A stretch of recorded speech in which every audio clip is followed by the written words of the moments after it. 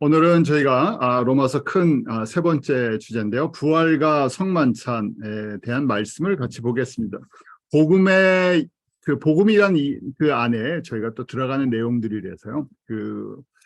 크게 복음이란 것을 저희가 정리해 나가는 과정 속에서 오늘은 그 부활과 예수 그리스도의 복음, 그 부활과 성만찬의 관계에 대해서 저희가 함께 말씀을 보도록 하겠습니다. 저희 이제 지금 뭐 사순절, 고난 주간 또 부활절 앞으로 이제 바라보고 있죠.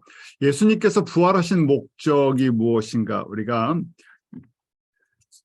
이 로마서의 서론이 복음에 대한 것들을 정리해주고 있는데 그 복음 안에 이 예수 그리스도가 우리 성결의 영으로는 죽은 가운데서 부활하여 능력을 하나님의 아들로 인정되셨다. 그러는데 그 예수님이 부활하신 목적이 무엇인가? 예수님이 하나님이시니까 진짜 십자가에서 직접 그렇게 피 흘려 죽으실 이유도 없으시고 부활하셨다 하고 부활하신 것을 나타내실 필요도 없으시죠. 그냥 내가 부활했어 이러면 끝나시는 건데 직접 부활하심으로 부활의 증인, 증거, 부활의 첫 열매가 되어주셨는데 부활하신 이유가 몇 가지를 정리하면 첫 번째, 저희들에게 바로 성육신하신 예수님이 죽음을 이기신, 죽음과 관계 없으신 분이라는 것을 저희 가운데 증거해 주신 것이죠. 죽음을 정복하신 첫 번째 분. 직접 십자가에서 죽으신 거 보여주시고 무덤에 들어가시는 거 보여주시고 그리고 부활하심으로 말미암아 나는 죽음의 권세를 깨뜨리신 분, 죽음을 정복하신 창조자시다, 전능자시라는 것을 바로 저희들에게 직접 나타내 주셨죠. 왜냐하면 성육신 하신 예수님도 마찬가지죠. 예수님이 성육신 하셨을 때 계셨던 것이 아니라 창세 전부터 계셨지만 저희 눈에 보여지지 않는 그 하나님에 대해서 직접 인간의 몸으로 오셔서 어떻게 우리를 구원하시고 어떻게 우리를 사랑하시고 어떻게 회복시켜 주실 것인지 우리 눈높이로. 성육신은 저희 눈높이, 저희랑 커뮤니케이트 할 수 있는 그 수준으로 낮춰주신 것이죠. 죽음도 마찬가지세요. 성육하신 완전한 하나님이시고 신성, 100% 신성과 100% 인성을 갖고 계시는데 그 인성의 한계점, 우리 누구나 다 갖고 있는 문제죠. 사람들이 아무리 강건하고 또 뭐 열심히 산다 그러고 두려움이 없다 그래도 모든 사람들이 다 갖고 있는 것, 죽음에 대한 두려움은 다 갖고 있죠. 그 죽음의 권세를 이기신 것을 직접 보여주셨어요. 자, 두 번째는 죽음의 권세만 이기신 것이 아니라 그것이 창조의 파워를 갖고 계시다는 것, 생명을 살리고 생명을 공급하시는 생명의 근원 되신다는 것을 보여주셨어요. 저희가 자주 암송하고 또 성경 공부할 때, 제자 훈련할 때 배우는 암송 구절 중에 대표적인 것이 로마서 1장 16절이죠. 내가 복음을 부끄러워하지 아니하노니 이 복음은 모든 믿는 자들에게 구원을 주시는 하나님의 능력이 됨이라. 먼저는 유대인에게요 그리고 헬라인에게로다. 복음은 모든 믿는 자들에게 구원을 주시는 하나님의 능력이다. 복음은 그 안에 생명이 있어요. 그래서 저희가 이 예수 그리스도의 복음은 그 안에 생명, 그 복음이 생명이죠. 예수님이 생명의 근원이시니까. 생명을 주는 능력이 있으니까 저희가 부끄러워하지 않고 담대히 선포할 수 있는 이유가 되는 것이죠. 로마서를 공부하면서도 마찬가지예요. 로마서가 굉장히 신학적인 내용을 많이 품고 있습니다. 그런데 이게 학문으로 끝난다 그러면요, 굉장히 드라이하죠. 저희를 변화시키는 능력이 없어요. 로마서를 저희가 공부할 때마다 다시금 새로운 힘을 갖는 것은 로마서가 우리 가운데 정리해 주는 것이 복음의 핵심이기 때문에 복음을 저희가 온전히 알 때 복음은 믿는 자들에게 구원을 주시는 하나님의 능력이 되죠. 능력을 공급받는 거예요. 제일 딱딱한 것처럼 보이고 건조한 것처럼 보이지만 복음 안에 하나님의 능력, 구원의 능력, 생명의 능력, 창조의 능력이 있어요. 저희가 이 말씀을 보면서 이런 능력을 우리 주님께서 공급하시는 것들을 체험하는 시간들이 되기를 원해요. 그래서 서로 기도해 주시고 또 이런 은혜를 사모하시고, 이 말씀 복음 안에 예수님께서 직접 창조의 능력으로 임하시기 때문에 그래요. 또 이 창조의 파워는 동시에 부활의 파워를 갖고 있죠. 합쳐진 거예요. 죽음의 권세를 깨트린 능력, 단순하게 죽음의 권세를 깨트리는 것이 아니라 우리로 부활의 소망을 갖고 있어요. 이 땅에 누구나 다 한 번 사는 인생, 저희가 끝나는 것처럼 보여서 많은 그리스도인들이 복음을 정확하게 알지 못하니까 예수님을 주라고 고백을 하지만 이 복음의 능력, 창조의 능력과 부활의 능력, 부활의 소망이 없으니까 어디에다 소망을 둡니까? 예수님을 믿고도 다 이 세상에다 소망을 둬요. 요새 며칠 사이에 인터넷이나 뭐 뉴스에 우리 한창 뜨는 요새 그 소식이 있어요. 우리 과거 대통령 집안의 손주가 자기 그 집안에 대한 것들을 고백하는, 그래서 예수님 앞에 회개해야 한다는 얘기를 하는데, 그렇습니다. 이 땅에서 아무리 뭐 권세가 있었어도 뭐 돈이 있었어도 영광이 있었어도 한 번 죽는 것은 사람에게 정하신 것이고 그 후엔 심판이 있는 것이고, 그리고 그럼 우리가 왜 이 땅에서 예수님을 믿고 정말 훈련을 받아도 감사하고 찬송을 할 수 있을까? 이 땅은 저희가 큰 그림으로 봤을 때 믿는 자들에게는 정금과 같이 우리를 정결케 하는 훈련의 장소이기 때문에 저희가 어떨 때는 용광로 같은 훈련도 받을 수도 있고 여러 가지 다양한 훈련들, 우리 시련들이 있죠. 야고보서 1장에서 증거하는 것처럼 우리가 시련을 만나거든 우리가 기뻐해야 되죠. 왜냐하면 시련이 우리에게 믿음의 인내를 만들어내서 그 인내를 통해서 저희를 온전케 한다 그랬어요. 똑같은 표현이죠. 우리에게 부활의 소망이 있기 때문에 이 땅에서 내가 이 땅의 즐거움, 이 땅의 행복으로 맞추는 것이 아니라 예수 그리스도 안에서 온전한 예수 그리스도의 신부로 준비가 돼서 새하늘과 새 땅에서 누릴 영광이 있구나. 그렇기 때문에 이 땅에서 저희가 훈련을 받을 때 감사하고 찬양을 할 수 있는 것이죠. 그것이 어디에 있나? 복음 안에 있어요. 왜냐하면 예수님께서 보여주셨기 때문에. 직접 십자가에서 죄사함의 권세, 또 그 십자가를 지는 과정, 십자가에서 자기를 부인하는 과정 속에서 우리에게 생명을 주시고, 생명만 주신 것이 아니라 이 세상이 끝이 아니라 우리가 새하늘과 새 땅, 그 부활의 영광이 있는 것을 직접 증거해 주셨죠. 그래서 부활은 저에게 완전한 예수 그리스도의 복음을 저희가 소유하게 만드는 그런 귀한 그 은혜의 통로죠. 자, 부활을 생각하면서 예수님이 십자가를 지시기 전에 성만찬을 하신 것을 생각하게 합니다. 예수님이 성만찬을 하셨는데요. 이 성만찬은 사실은 유월절을 지키시는 규례로 얘기하면 구약의 모세 율법에 의하면 마지막 유월절이죠. 왜냐하면 유월절의 완성이 예수님을 통해서 이루어졌기 때문에. 십자가에 피 흘리시는 것을 상징적으로 보여줬던 그림자가 유월절이죠. 실제는 예수님이 우리를 구원하시는 사건, 십자가에서 우리를 구원하시는 사건이잖아요. 그래서 마지막 유월절을 모세의 율법을 따라 지키십니다. 그것이 이제 예수님의 성만찬으로 바뀌었어요. 누가복음 22장 우리 또 몇 군데 말씀이 나오죠. 그 마태복음에도 나오고 그다음에 고린도전서 11장에도 나와요. 자, 이 세 가지 이제 말씀을 보면서 예수님의 성만찬을 한번 유월절과 성만찬을 정리를 하는데요. 누가복음 22장 16절 17절에 보면 이 유월절이 하나님의 나라에서 이루기까지 다시 먹지 아니하리라 하시고 이에 잔을 받으사 살아야 하시고 가라사대 이것을 갖다가 너희끼리 나누라 하면서 저희가 이제 성만찬, 우리가 Lord's Supper라는 것을 저희 기독교는 이것을 이제 지키죠. 자, 이 시간은 언제였나? 예수님께서 유월절 이 저녁 전날 저희 목요일이죠. 목요일 저녁. 십자가에 죽으시기 전날.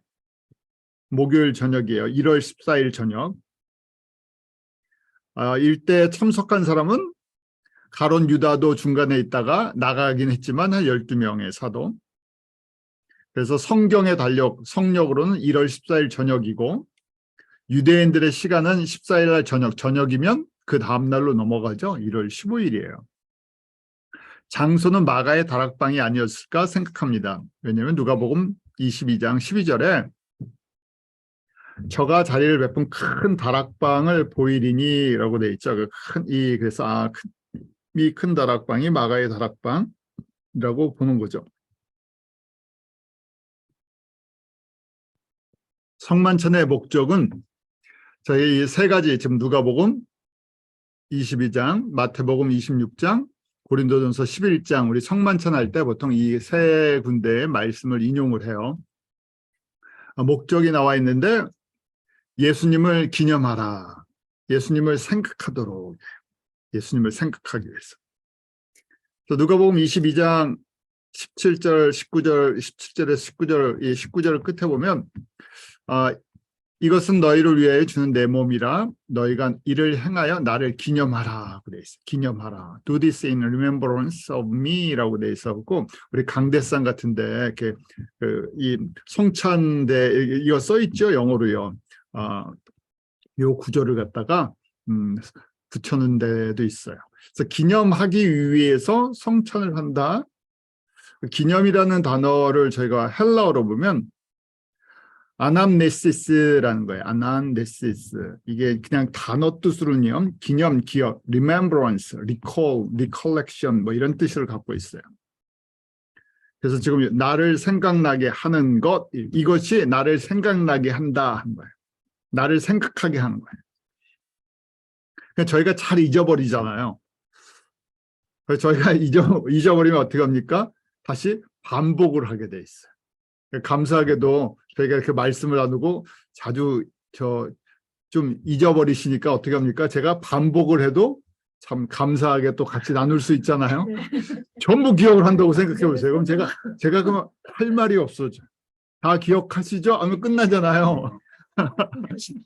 감사하게도 대부분의 분들이, 그러니까 너무 이렇게 나는 열심히 적고 공부했는데 기억이 잘 안 나요. 이게 정상이에요. 이게 정상. 왜냐면 잊어버려야 돼요. 그래, 잊어버려야 반복을 하게 되죠. 왜냐면 저희가 그렇게 만들어져 있어서 예수님도 잘 알고 있는 거예요. 은혜를 받고 예수님의 생명을 받았는데, 우리가 생명을 받은 예수님의 생명을, 죄사함과 부활의 소망을 가진 사람들인데 어떻게 된다고요? 잊어버려요. 왜요? 살고 있는 데가 그거랑 상관없는 데서 살고 있으니까. 저희가 그냥 눈만 뜨면 예수님이 환하게 보여요. 그냥 눈만 뜨면 하나님의 보좌가 그냥 막 보여요. 찬송이 막 울려 들리고. 그런데 어떻게 합니까? 우리 환경이 그렇게, 뭐 새벽 기도를 가도 그렇잖아요. 새벽 기도 갔다가 잠깐 하면 어떻게 됩니까? 바로 잊어버려요. 그다음에 대부분 여기 계신 분들은 안 그러시겠지만 많은 분들이 새벽 기도에 가서 시간이 짧으니까 어떻게 돼요? 바쁘니까 나 할 기도만 쫙 한 15분 하고 그다음에 빨리 나오셔야 돼. 일 가야 되니까. 뉴욕에서 이제 많이 그러셨어요. 새벽 기도하면 저희가 30분 하면 뭐 말씀도 듣고 저희가 찬송도 하고, 근데 기도 시간은 15분 이상이 개인 기도 시간이 별로 없죠. 오래 기도하실 수 있는 분들이 없으세요. 왜냐면 일들을 하시니까. 그러면 짧게 내 기도만 쫙 하고 어떻게 돼요? 빨리 떠나야 돼요. 저희가 그러니까 진짜는 자꾸 잊어먹는 거예요. 예수님을 생각한다 그러면 예수님이 내 기도 들어주시고 내 기도에 응답하신다는 생각을 하지, 이제 복음의 핵심을 잊어버린다는 거예요. 저희가 그렇게 만들어져서 아시니까 이 지금 성찬을, 떡과 잔을 나누면서 이걸 나를 기억하게 하는 기억잔치라는 거예요. 그래서 히브리서 10장에 봐도 구약의 제사들을 왜 했나? 이 제사들은 해마다 죄를 생각나게 하는 것이 있나니라고 돼 있죠. 구약에 절기들이 있어, 근데 제사들이 있었잖아요. 여러 가지 종류의 제사가 있어요. 그 제사들을 왜 했나? 너희들이 하나님 앞에서 죄인이라는, 너가 하나님 앞에서 범죄한 자라는 것을 기억나게 하는 그런 도구라는 거예요. 죄 문제가 있으니까 어떻게 됩니까? 해결을 해야 되잖아요. 해결하기 위해서 동물의 피를 통해 하나님 앞에 나와 해결을 하는 방법을 허락해 주신 거예요. 성전도 결국 죄 사함을 받을 수 있는 그 통로가 무엇인가를 가르쳐 주는 그런 장치였어요. 저희가 잘 아는 것처럼 1년에 한 번 이스라엘 사람들이 제사장부터 온 백성의 죄를 대제사장에 품고 어디로 들어갑니까? 지성소에 들어가죠. 무슨 날이죠? 절기 중에? 저희 절기 공부했었죠. 욤키프, 우리 속죄절에 1년 동안 지은 모든 죄를 다 안고 가서 용서를 받아요. 자, 그렇기 때문에 하나님 앞에서 너희가 범죄한 자라는 것, 죄의 문제를 해결해야 하나님과의 관계가 회복된다는 것, 그 죄의 문제가 해결돼야 그 다음 뭐가, 구약의 것은 그림자예요. 구약의 것을 저희 초등학생이나 뭐 어린이들 그림책이라고 생각하시고 그 물리적이에요. 그것을 저희가 영적으로 바꾸면 예수님을 통해서 미닝이 저희들 가운데 전달돼요.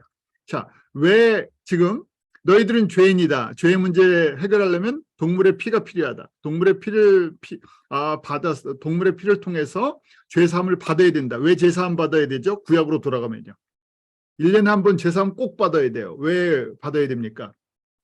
구약식으로 얘기하셔야 돼요. 1년 동안 복을 받기 위해서. 왜냐하면 죄의 문제가 있으면 구약적인 개념이에요. 하나님이 그 땅과 소산과 가정에 복을 주지 않으세요. 그러니까 집안이 잘 되고 사업이 잘 되고 농사가 잘 되려면 어떻게 돼요? 죄의 문제를 정리를 해야 돼요. 그럼 어떻게 됩니까? 1년에 한 번 나팔절부터 회개를 하면서 속죄절 날 온전히 죄 사함을 받아야 돼요. 자, 그래서 물리적으로 잘 되기 위해서 복을 받기 위해서 죄 문제를 해결했어야 돼요. 저희도 마찬가지죠. 예수님이 우리의 죄를 십자가에서 해결해 주셨어요. 자, 그래서 저희가 예수님 앞에 나아가서 예수님의 피로 덮임을 받았죠. 우리는 이제 더 이상 이 땅의 죄인으로 살아온 것이 아니라 예수 그리스도 안에서 생명을 받은 자들이에요. 자, 그럼 복을 받아야 되잖아요. 복은 이제 구약적으로 자꾸만 돌아가지 마세요. 자, 이제 신약적으로 우리에게 영적인 하늘의 복이 있어요. 이 땅의 복은 그림자죠. 하늘의 복이 있어요. 왜냐하면 하늘에서 우리가 예수님과 함께 누릴 영광과 기업이 있는 거예요. 그런데 그거를 어떻게 해야 됩니까? 자꾸만 기억을 해야 돼요. 왜냐하면 내가 갖고 있는 것이 무엇인지. 그런데 세상에 살다 보니까 자꾸만 잊어버린다는 거예요. 그래서 이걸 하면서 기억하라 하는 거예요. 너희들이 과거의 죄인이었고 예수의 피로 죄사함을 받은 하나님의 백성이 되었고 이제 부활의 소망이 있는데 부활의 소망이 이 땅에서 우리가 잘 되는 단순한 복이 아니라 하늘의 영광에 참여하는 복을 소유한 사람들이에요. 이걸 저희가 기억을 하니까 어떻게 됩니까? 라이프가 가치관이 바뀔 수밖에 없어요. 근데 이걸 기억을 못하면 어떻게 돼요? 바뀌지 않고 예수님을 믿는데 라이프 스타일이나 가치관이나 모든 건 어디로요? 과거에 내가 옛날 살던 삶, 이 땅의 삶에 초점이 맞춰져 있게 된다는 거예요. 자, 그래서 기억하라, 나를 기억하라. 그래서 제가 참 성찬에 대해서 드릴 말씀이 많은데 그 성찬하면 많은 분들이 이렇게 찬송도 항상 똑같은 찬송 저희가 하잖아요. 예, 그 찬송 웬 말인가? 죄송합니다. 무서워서요. 똑같은 찬송 하시고 굉장히 엄숙하게 하시는데 그걸로 끝났어요. 엄숙하게 이게 예수님의 피입니다. 예수님의 이게 떡입니다. 살입니다. 그리고 참여하시고 엄숙하게 하고 끝나시는데 이 엄숙한 게 이 분위기로 엄숙한 게 아니죠. 여기는 엄청난 메시지, 복음의 메시지가 있는 거예요. 자, 마태복음 26장 26절부터 29절에도 똑같은 말씀이 있죠. 그래서 저희가 먹을 때 예수께서 떡을 가지사 축복하시고 떼어 제자들에게 주시며 가라사대 받아 먹으라 이것이 내 몸이다 그랬어요. 내 몸. 또 잔을 주시면서 이것을 마셔라 하면서 이것은 죄 사함을 얻게 하려고 많은 사람을 위하여 흘리는 나의 피, 언약의 피다. 구약의 동물의 피는 가짜 피예요. 정확하게 얘기하면 구약의 동물 아무리 흠이 없는 양을 잡아서 피를 흘려도 그 피는 죄사하는 권세가 진짜 있다 없다? 없어요. 왜냐하면 그림자이기 때문에. 그거는 기억하려고 때가 되면 예수님께서 진짜 피를 주시겠다 하는 것이지 거기에 대한 예행 연습이었어요. 이것도 마찬가지로 예수님께서 똑같은 말씀을 하시죠. 29절에 너희에게 이르노니 내가 포도나무에서 난 것을 이제부터 내 아버지 나라에서 새 것으로 너희와 함께 마시는 날까지 마시지 아니하리라. 지금 이제 물리적인 포도주 이야기를 하시는 것이 아니라 생명나무와 생명수를 말씀하시는 거예요. 왜냐하면 우리 계시록에 예수님의 보좌를 여러분들이 생각하셔야 돼요. 보좌로부터 물이 흐르죠. 생명수가 흘러요. 생명수가 흐르는 양쪽에 그 철철이 나는 과일이 그 생명나무 과실이 있죠. 그리고 그 잎은 만국을 소성케 한다. 회복시키는 능력이 있어요. 그래서 지금 바로 우리가 새하늘과 새 땅, 특히 예수님의 보좌로부터 흐르는 생명수와 그 생명나무의 열매를 먹고 우리가 영생을 누리고 예수님과 함께 영광을 누리죠. 그걸 바라보는 거예요. 그러니까 지금 떡과 포도주 먹으면서 뭘 기억하라고요? 진짜 우리가 영의 양식, 우리를 영원토록 살리는 예수 그리스도의 생명과 예수 그리스도의 말씀을 기억을 하면서요. 그 나라와 그 날을 사모해야 되죠. 또 한 군데는 우리 잘 아는 고린도전서 11장이에요. 이건 좀 더 구체적으로 우리에게 적용시켜주고 있어요. 똑같은 예수님의 말씀을 사도 바울이 정리해서 저희들에게 가르쳐줘요. 고린도전서 11장 23절부터 26절에 성찬에 대한 것들을 가르쳐주죠.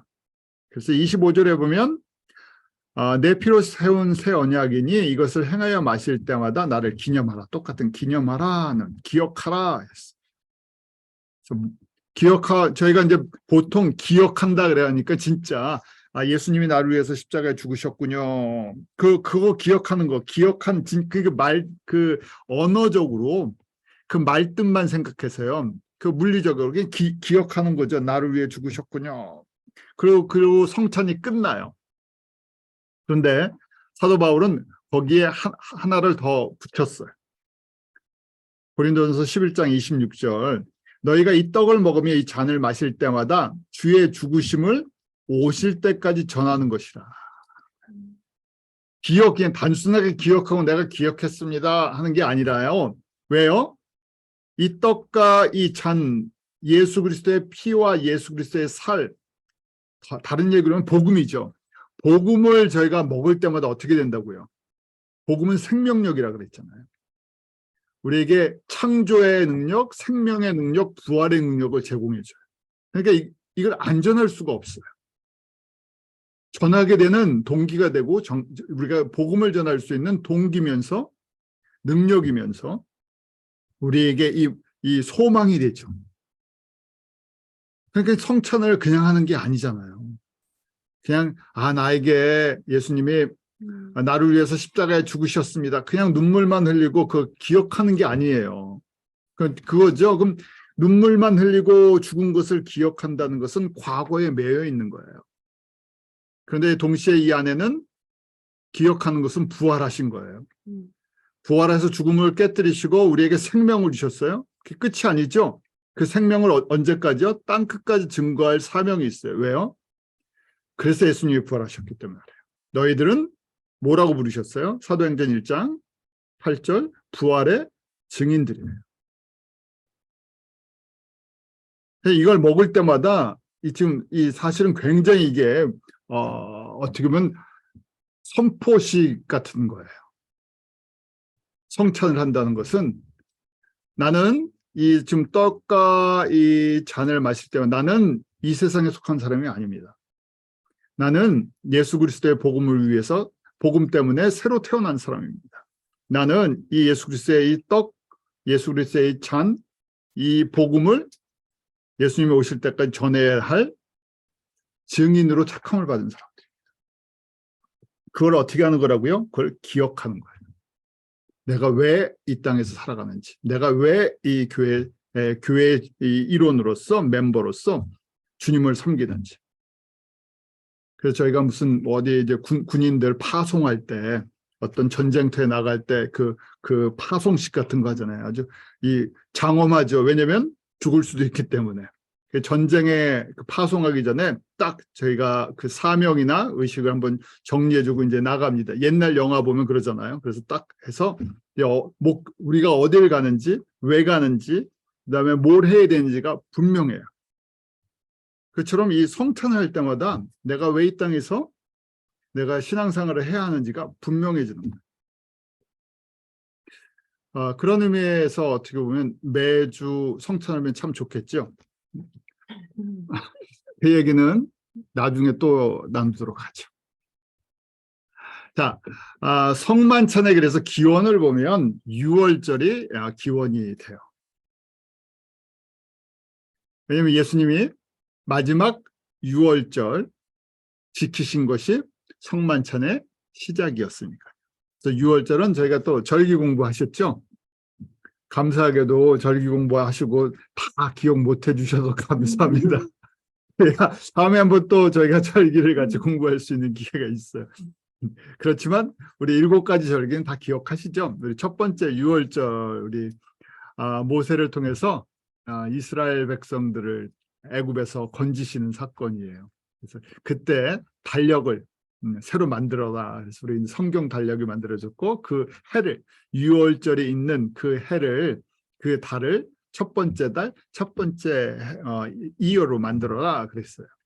그러면서 우리 출애굽기 12장 3절에 이달 열흘에 너희 각자가 어린 양을 취할지니 각 가족대로 그 식구를 위해 어린 양을 취하라 하면서 10일 날 취하고 14일 날 저녁에 양을 잡지요. 자, 이 6월절에 저희들에게 주신 규례가 이제 성만찬의 근원이 된 거예요. 그러니까 성만찬의 음식은 6월절 음식을 먹는 건데 시간이 흐르면서 약간 바뀐 게 있어요. 자, 출애굽기 12장 8절에 보면 그 밤에 그 고기를 불에 구워라고 됐죠. 고기는 양고기죠. 어린 양고기, 1년 된 흠없고 수컷. 그 흠없고 1년 된 수컷을 불에 구워서 먹었어요. 어린 양고기, 로스트한 거예요. 그 다음에 무교병, unleavened bread, 누룩이 들어있지 않은 빵을 먹었고요. 그 다음에 쓴 나물을 더불어 먹었다고 됐죠. bitter herbs요. 죄 아래에 있는 고통을 또 기억하는 거고 그 안에 죄 사함을 받아야 하는 것들을 생각하게 해요. 자, 이걸 하면서 출애굽기 12장 14절에 6월절을 영원한 규례라고 정하셨어요. 이날 여기도 기념하라고 돼 있어요. 기억해야 되는 거예요. 여호와의 절기로 영원히 지켜라 그랬어요. 자, 기억을 해야 돼요. 그런데 저희가 구약은 지금 구약의 절기는 누구를 통해서 완성이 되는 거예요? 예수님을 통해서. 예수님에 대한 그림자와 모형이에요. 예수님께서 우리를 위해서 피 흘려 주실 거예요. 예수님께서 우리를 위해서 친히 생명의 떡, 생명의 고기가 되어 주실 거예요. 그날까지 그걸 기억하고 있어야 돼요. 진짜가 올 때까지. 저희도 마찬가지잖아요. 아직 예수님이 다시 오시지 않으셨어요. 그렇지만 저희가 언약의 말씀을 기억하면서 예수님이 다시 오신다는 것을 우리 삶 속에 적용하고 있는 거예요. 근데 이 말씀을 저희가 묵상을 해서 적용을 하지 않으면 어떻게 됩니까? 쉽게 잊어버려요. 보이지 않기 때문에. 보이는 문제가 더 커 보여요. 아침에 눈을 떴을 때 지금 오늘 처리해야 할 문제가 나한테 더 급하죠. 그 머릿속에 정말 안타까운 건데 어쩔 수가 없는 것이 인간의 한계인 것 같아요. 눈을 뜨면 나이가 먹고 한 해 한 해 더 시간이 하면 단순해지는 게 아니라 해야 할 모든 일들이 머릿속에서 쫙 생각이 나요. 눈을 뜨자마자 예수님의 말씀이 쫙 묵상되면 얼마나 좋겠습니까? 그런데 눈을 뜨면 어떻게 돼요? 현실이 보여요. 현실이 보여서 처리해야 할 매일매일 어떤 삶의 무게들 속에서 처리해야 할 일들이 있죠. 그것처럼 저희가 언약의 말씀을 계속해서 묵상하지 않으면요. 예수님의 나라가 보이지 않는 것이 정상이다. 그래서 어떻게 보면 억지로라도 주님의 말씀 묵상해야 되고, 이 시간이 너무 귀해요. 저한테도요. 왜냐하면 주중에 목요일 날 이 저녁에 시간 내시는 게 정말 힘들잖아요. 저희가 각자 삶이 있으시고 환경이 다르고 또 섬기는 교회도 있으시고 여러 가지 일들이 있는데, 이 시간에 시간을 내서 뭐 특별히 재밌는 뭐 보여드리는 것도 없고 재밌는 말씀도 없는데, 이걸 저희가 하는 이유가 하나 있죠. 기억하기 위해서. 예수님의 약속들을 기억하기 위해서. 그래서 저희가 삶의 방향이, 우리의 인생의 방향이 같은 방향을 걷고 있다는 것을 확인시키는 거죠. 자, 영원한 규례라고 하셨어요. 예수 그리스도 통해서 완성되기 때문에. 예수님께서 십자가에 피 흘려주시고 부활하신 것은 예수님이 다시 오셔서 하나님의 나라를 완전히 회복할 때까지 계속 지켜지는 거예요. 그리고 예수님의 보좌 앞에서도 그 생명의 그 능력이 계속 흘러가죠. 영원할 수밖에 없어요. 그런데 똑같은 반복인데 사람은 망각하는 존재로 돼 있죠. 이렇게 절기를 만들어 주시고 기억해라, 기억해라 했는데 어떻게 됐다고요? 잊어버려요. 그래서 이스라엘이 유월절을 지킨 역사를 출애굽 후에 보게 되면 성경에 몇 군데 나오지 않습니다.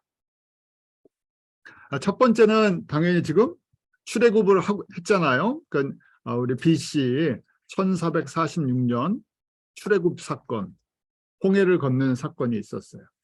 그 다음에 1년이 지나서 우리 광야의 시내산까지 옵니다. 민수기 9장 5절에 보면 정월 14일에 해질 때 시내 광야에서 유월절을 지켰다고 기록이 돼 있어요. 그래서 그것이 언젠가 민수기 9장 1절에 애굽 땅에서 나온 다음 해라고 돼 있죠. Next year. 그 정월에 돼 있어요. 그러니까 1445년 BC 출애굽한 지 이제 1년이 돼 가는 거예요. 1년이 되는데 정월, 그러니까 1월 달, 성경에 이제 1월 달이에요. 그래서 1월 14일에 광야야, 시내 광야에서 유월절을 지켰다. 여호와께서 모세에게 명하신 것을 다 쫓아 행하였다. 분명히 이렇게 기록이 돼 있어요. 그런데 그 후 광야 39년 동안 유월절을 이렇게 철저하게 지켰다는 내용이 써 있지 않아요. 그래서 모세 같은 위대한 지도자 밑에 있었어도 이게 정확하게 제대로 안 지켜졌나 보다 하는 거예요. 자, 두 번째 또 나오는 것이 유월절을 지키는 장면이 이제 40년 광야 생활이 끝나고 가나안에 입성할 때 요단강을 건너 길갈에 진을 칠 때예요. 여호수아 5장 10절에 보면 이스라엘 자손들이 길갈에 진 쳤고 요단강 건는 거예요. 건너자마자 그달 14일 저녁에 여리고 평지에서 유월절을 지켰고 라고 기록이 되어 있어요. 언젠가 연도로 생각하면 1446년에 출애굽을 했죠.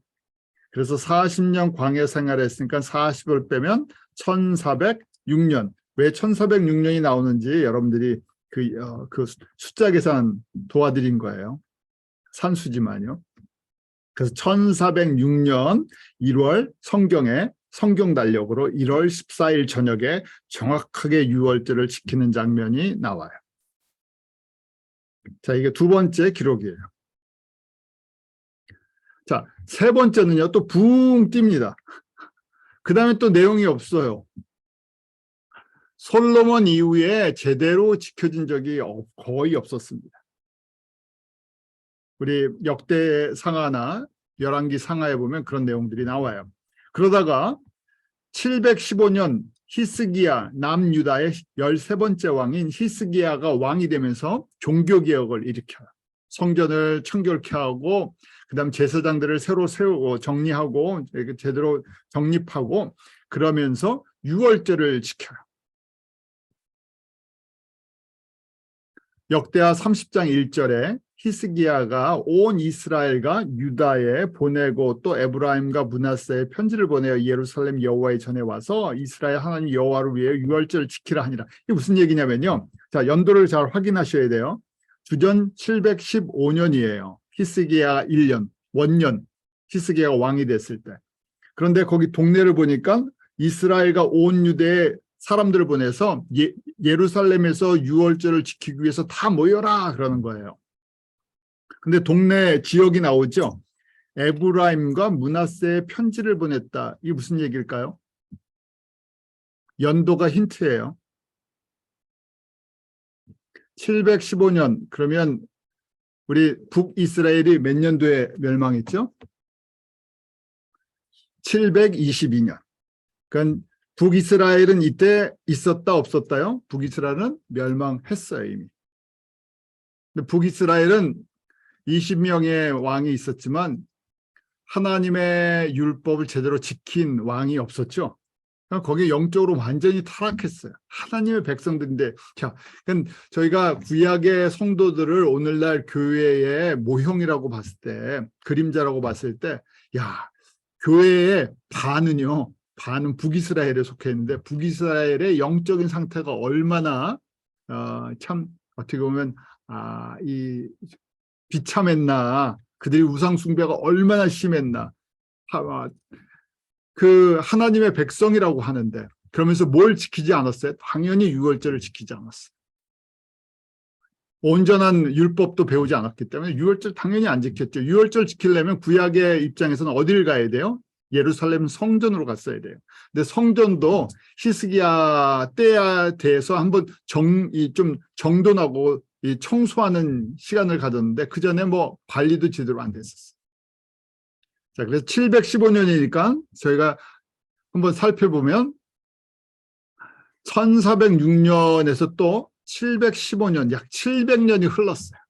700년 동안 영적으로 유월절을 제대로 뭘 하지 않았다고요? 기억하지 않았다는 거예요. 원래 형식은 남아있을 수 있겠죠. 유월절 어느 정도 이게 대충 좀 지킬 수 있겠죠. 뭐 이렇게 형식적으로 조금 종교적으로. 근데 온전히 지키지를 못했다는 얘기예요. 그래서 지금 유월절을 히스기야 때 700년이 지나서 지금 언급을 하고 있는 거예요. 히스기야가 종교개혁을 일으키면서 다시 이 본질로 돌아가야 된다. 우리가 하나님의 백성인데 기억해야 할 것, 그렇게 모세를 통해서 가르쳐줬던 건 유월절 영원한 규례로 꼭 기억하고 지켜라. 그래서 지금 지키는 모습인데 말씀을 보면 30장 2절에 지도자들이랑 의논하고 언제 지켰다고요? 30장 2절에 2월에 두 번째 달 2월에 유월절을 지키려고 했어요. 왜냐하면 제사장들이 준비된 제사장이 적었어요. 안 했으니까 이런 걸 제대로 안 했으니까요. 제사장들이 준비가 되어 있지 않는 거예요. 훈련되어 있는 제사장이 없기 때문에. 두 번째, 전국에서 사람들이 모이려니까 이게 쉽지가 않은 거예요. 그래서 지금 두 번째 달에 지키게 했던 거예요. 자, 그래서 역대하 30장에도 또 거기에 내용이 나와요.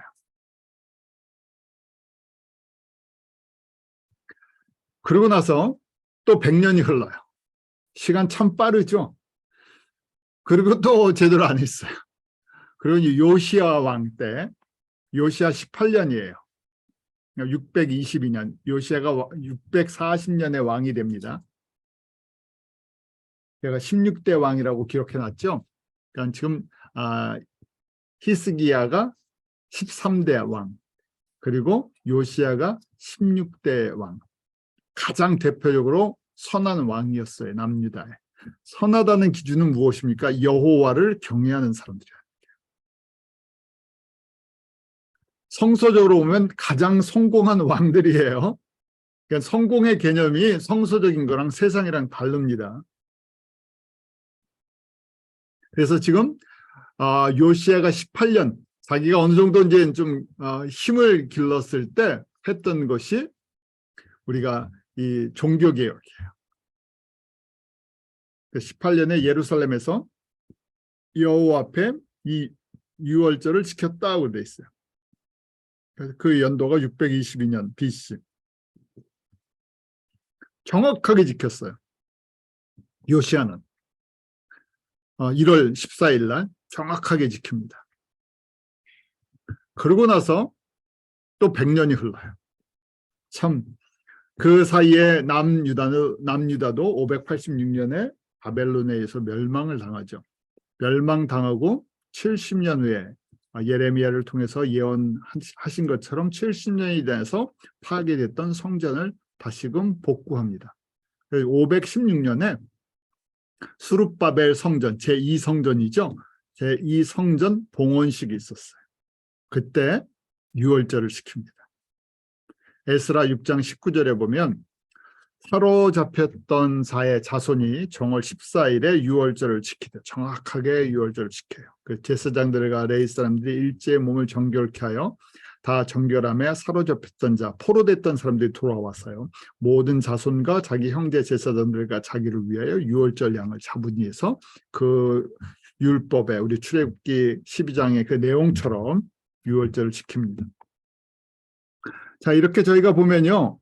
지금 구약 성경에 몇 번 나와요? 우리 출애굽 후에 민수기 출애굽 1년 차 1445년에 한 번, 그 다음에 가나안 들어가면서 1406년에 2번, 히스기야 때 3번, 그 다음에 요시야 때 4번, 에스라 때 5번, 이렇게 5번 남아요. 그렇게 기념하라, 그렇게 기억하라, 그 다음에 영원한 규례라 하는데도 이게 지켜지지 잘 않는다는 거예요. 지키는 사람들이 결국 종교개혁이라는 걸 통해서 다시금 여호와께 돌아가야 된다, 말씀으로 돌아가야 된다 하면서 왜 이게 이제 아이덴티티예요. 정체성인데 이스라엘 민족의 정체성은 어디서부터 시작됩니까? 모세에게 주셨던 이 유월절부터 시작돼요. 왜요? 애굽에 노예로 있던 너희를 하나님께서 이 유월절 은혜를 베풀어서 너희를 죽음에서 건지셨죠. 그리고 약속의 땅으로 인도해 주셨어요. 그래서 이스라엘을 이야기할 때 이스라엘의 선지자들이 항상 이야기할 때 너희들의 정체성이 어디서부터 시작되는지 아니? 그래서 항상 출애굽, 홍해 사건, 광야 사건을 꼭 이야기를 해요. 어떻게 너희가 구원을 받고 너희가 어떻게 이 땅까지 들어오게 됐는지, 이 나라를 이루게 되게 된 거지를 항상 기억하게 하죠. 거기에 핵심적인 내용이 무엇입니까? 유월절이에요. 그래서 이것을 영원토록 기념하라 했는데 영원토록 기념하라는 걸 통째로 다 잊어버려 버리죠. 아니면 partially 기념을 해요. 기억은 하는데 본질적인 건 잊어버리고 뭐가 남아요? 형식만 남아요. 예수님 때는 형식이 남아 있었어요. 성전도 헤롯 성전이 있었죠. 예수님은 유월절을 어떻게 지키셨나 보면 요한복음 그 2장에 예수님께서 유월절 지키시러 예루살렘에 가시는 장면이 나와요. 거기에 보면 우리가 잘 아는 성전 청결 사건이 나오죠. 예수님이 예루살렘에 가셔서 유월절 때 성전 청결하는 사건이 요한복음 2장 13절부터 16절까지 나옵니다. 자, 우리 그 당시 그 역사학자들의 자료에 하면 어마어마한 사람들이 유월절에 디아스포라까지 포함해서 예루살렘 성전에 모였어요. 그래서 동물을 얼마나 많이 잡았는지 예루살렘 거리 전체가 동물의 피에 다 묻혀 있었다 그래요. 인구가 15만이었다가 그 15만이었으면 또 15만의 그 방문객들이 있었어요. 그래서 30만이 돼요. 만약에 인구가 30만이었다면 60만이 돼요. 그리고 그 사람들이 다 동물을 잡아야 되니까 어마어마한 동물의 피가 흘러갔고 그 거리 전체가 동물의 피로 다 쌓였다. 그렇게 정리를 해놓은 거였어요. 근데 예수님이 보시니까 뭐라고 되어 있습니까? 15절, 16절에 그 성전 청결하는 그 장면이 나오죠. 양이나 소를 다 성전에서 내어 쫓으시고 돈 바꾸는 사람들 돈을 쏟으시며 상을 엎으시고 비둘기 파는 사람들에게 이르시되 이것을 여기서 가져가라. 내 아버지 집으로 장사하는 집을 만들지 말라. 무슨 장소가 됐다고요? 돈 버는 장소가 되었어요. 뭘 통해서요? 절기랑 그 다음에 이 제사를 통해서 그러니까 종교 장사가 돼버린 거예요. 요새 또 뉴스가 과거 뭐 우리 넷플릭스에서 뭐 그 과거에 그 2단 우리 잘 아는 뭐 JMS라는 그런 거에 대한 뭐가 나왔다 그래요. 어떻게 사람들이 그런 거에 빠지지 하는 건데 참 사람들은 약한 존재죠. 정말 아닌 것 같은데 수많은 사람들이 그 유혹에 현혹에 그다음 영적인 그 어두움에 빠져서 그 갈 길을 모르는 것들을 보게 돼요. 자, 지금 그런데 저희가 이걸 보면요. 유대인들의 유월절 예수님 당시인데 기념하라 그랬더니 형식만 남아 있었어요. 그 다음에 형식만 남아 수채 형식만 지켜도 괜찮은데 그걸 뭘 합니까? 사람들이 영악해져 갖고 돈 버는 수단으로 바꿨어요. 제가 오늘날 왜 교회가 여러 가지 어려움이 있는지 이거 보시면 아시겠죠? 왜냐하면 초림 때도 이랬는데 재림 때가 되면 어떻게 됩니까? 더 심해져요. 변질된 절기 또 제사, 종교행위 이걸 이미 말라기 때 예수님 오시기 400년 전에 행위는 남아 있었어요. 그러니까 뭐 이런 유월절이나 이런 절기를 지키고 제사를 지키고 제사장도 있었고 자 지금 말라기가 기원전 400년이에요. 그러면 조금 전에 여러분들에게 말씀드린 것처럼 제2성전을 언제 봉헌했다 그랬죠? 제2성전 포로돼서 돌아와서 516년 그리고 또 100년이 약 100년이 흘렀어요. 100년이 흘렀더니 그렇게 다시 그 회초리를 맞고 나라를 빼앗기고 성전이 파괴됐다가 하나님의 은혜로 다시 찾고 성전도 다시 짓고 너무 감격스러워서 정확하게 유월절도 지키고 에스라 같은 사람을 통해서 다시 성소 교육도 받고 그랬는데 또 한 400년 좀 시간이 흐르니까 우리가 잘 아는 이 문제가 완전히 변질돼 버렸죠. 그래서 말라기 1장 7절 8절에 이 경고의 메시지가 임해요. 너희가 더러운 떡을 나의 제단에 드리고도 말하기를 우리가 어떻게 주를 더럽게 하였나이까. 영적인 감각이 없다는 거예요. 드리지 말아야 할 떡들 드려요. 왜요? 뭐라고 생각해요? 왜 이런 걸 드릴 수 있어요? 더러운 떡을 이 성소 안에 우리 떡 드리는 거 무교병 드리는 거 있잖아요. 거기다 더러운 떡을 드린대. 왜 그렇게 드려요? 자, 그래서 여호와의 식탁을 경멸히 여겼다 그러고 되어 있고 8절에 보면 만군의 여호와가 이르노라 너희가 눈먼 희생 제물을 바치는 것이 어찌 악하지 아니하며 저는 것 병든 것을 드리는 것이 어찌 악하지 아니하냐. 자, 왜 제물을 드리는데 병든 거, 저는 거 이런 거 드릴까요? 왜 이런 거 드릴까요? 그리고 제가 이제 한국 분들은 제사를 많이 지내셨잖아요. 과거에 예수님 안 믿는 저희 집도 제사를 지냈었어요. 예수님 믿기 전에. 그럼 제사를 지내려면 아무거나 막 준비합니까?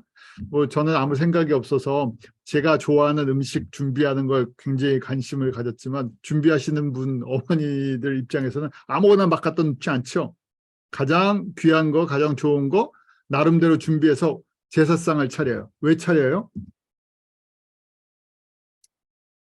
절하기 전에 먹지도 못하게 해요. 저는 군침만 흘리고 있었는데 절하기 전에 먹지도 못하게. 왜요? 조상님이 와서 드신다고 믿었기 때문에 그래요. 그렇잖아요. 그래서 방문 문 창문 열어놓고 조상님이 올 때까지 그 다음에 그 귀신들인데요. 귀신들이 와서 먹을 때까지 기다리고 있어야 돼요. 왜요? 그런 믿음이 있었기 때문에 그렇게 하는 거예요. 그런 거 없으면 어떻게 합니까? 귀신도 안 오고 조상님도 안 와요. 그럼 어떻게 해요? 제가 먼저 먹죠. 저희가 먼저 먹죠. 먼저 먹죠. 저희가 좋아하는 거 만들어서 저희가 먹죠. 근데 온다고 믿으니까 정성스럽게 준비해놓고 손을 못 대게 해요. 자, 지금 거꾸로 생각해 보세요. 여호와의 제단에 더러운 떡 올려놔요. 눈먼 거, 저는 거, 병든 거 올려놔요. 왜 그럴까요? 하나님에서 뭘 먹어? 보이지도 않는데 안 보이고 이거랑 관계 없다고 생각을 하는 거예요. 그러니까 우리랑 상관없는 하나님이 존재해도 우리랑 상관없는 하나님, 멀리 계신 하나님. 뭐 이런 거 뭘 줘도 진짜 한 거 아니야 이거 하니까 딴 쪽으로 머리가 돌아가죠. 이거 갖고 장사했다는 거죠.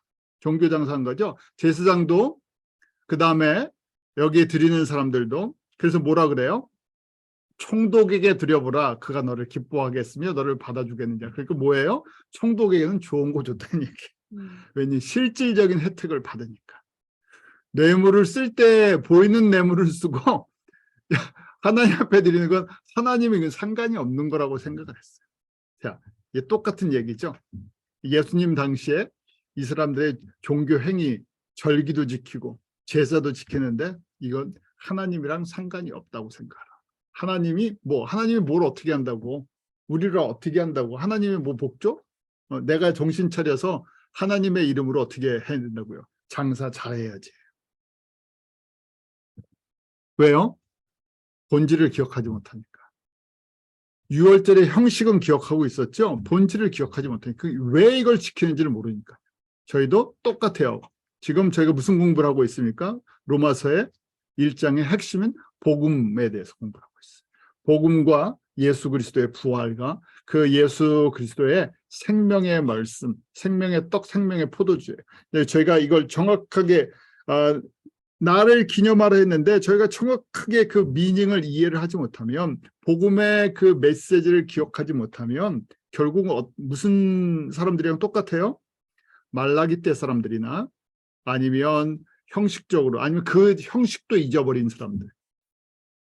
그걸 누가 가르쳐주고 있습니까? 구약의 성도들이 가르쳐주고 있는 거예요. 유월절을 기념하라, 기억하라 했더니 제대로 기억하는 사람이 없어요. 반대로 그걸 정확하게 기억하고 그걸 지키려고 하는 사람이 복 있는 사람들이에요. 그래서 히스기야나 요시야나 그다음에 가나안을 정복했던 처음에 정복자들, 처음에 모세도 그걸 지키려고 했겠죠. 그래서 도착하자마자 광야에서, 시내 광야에서 그걸 지켰던 거예요. 근데 시간이 지나면서 40년의 시간이 지나가면서 흐려진 것이죠. 그래서 저희가 지금 똑같은 저희들도 기념을 하고 기억을 하는데 이걸 왜 기억하는지, 뭘 기억해야 되는지, 저희가 붙잡아야 할 것이 무엇인지를 이 말씀을 통해서 또 정리하시는 시간들 되시길 바라요.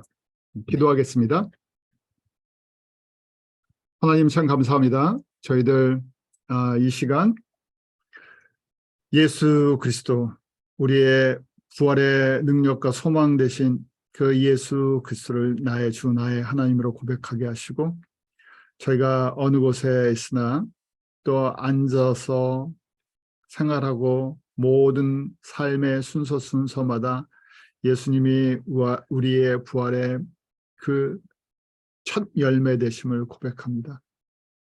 부활의 말씀과 부활의 능력 저희가 기억하게 하시고, 그것을 저희가 체험하게 하시고, 또 담대히 증거하며 살아가는 예수 그리스도의 부활의 증인들로 살게 하여 주시옵소서.